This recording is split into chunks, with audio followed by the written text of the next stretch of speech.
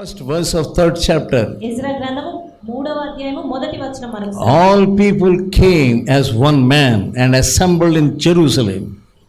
జనులందరూ కూడా ఏక మనస్సు కలిగిన వారై యెరూషలేములో కూడుకున్నారు. That's your duty to gather the people. మరి ప్రజలను సమకూర్చడం అనేది అది నీ బాధ్యత. From many places you must gather. ఎన్నో స్థలాల నుండి నీవు జనులను సమకూర్చాలి. And make an altar here first.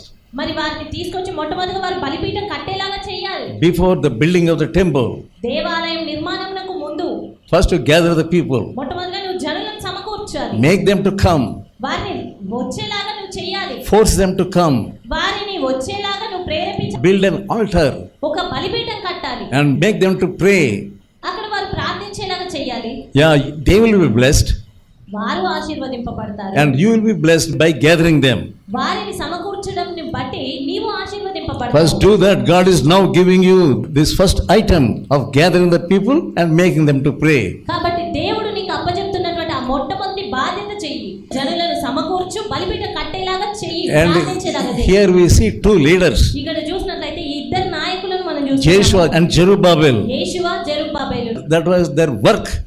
అది వారి పని అయినది, బాధ్యత. Yeah, they knew God has given them that work. వారికి తెలుసు దేవుడు ఆ పనిని వారి కొరకు ఇచ్చారు. We must attend to that work. కాబట్టి ఆ పనిని మేము జరిగించాలి. We must finish up that work. మేము అప్పజెప్పబడిన పనిని పూర్తి చేయాలి. Now God is giving you a work in the plan of God. మరి దేవుడి యొక్క ప్రణాళికలో ఉన్న ఒక పనిని దేవుడి సమయంలో You must first work it out and begin. మొట్టమొదటిగా దాని విషయమై నువ్వు ఆరంభించాలి. Yeah, then God will do the other things.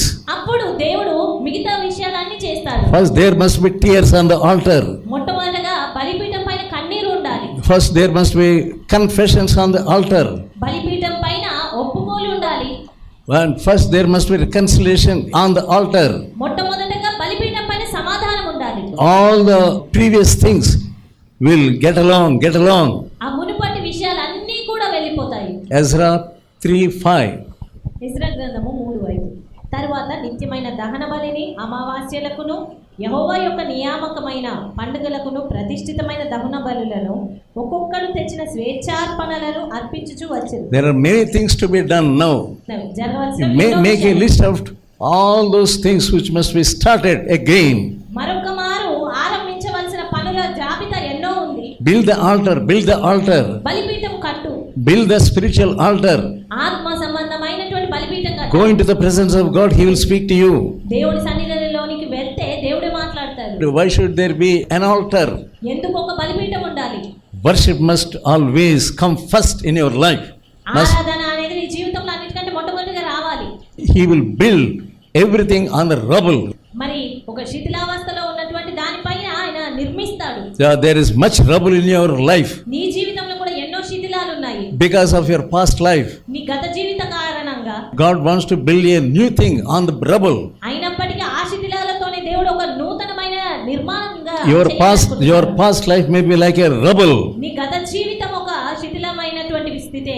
Because of your disobedience. నీ అవిధేయత కారణంగా అలా మారింది. You got disappointed.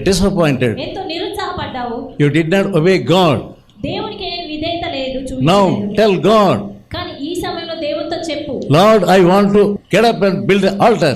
ప్రభువా, మరి ఈ సమయంలో నేను లేవనెత్తబడాలి, నీ యొక్క బలిపీఠం కట్టాలి అని ఆశపడుతున్నాను. I look at your blood on the altar.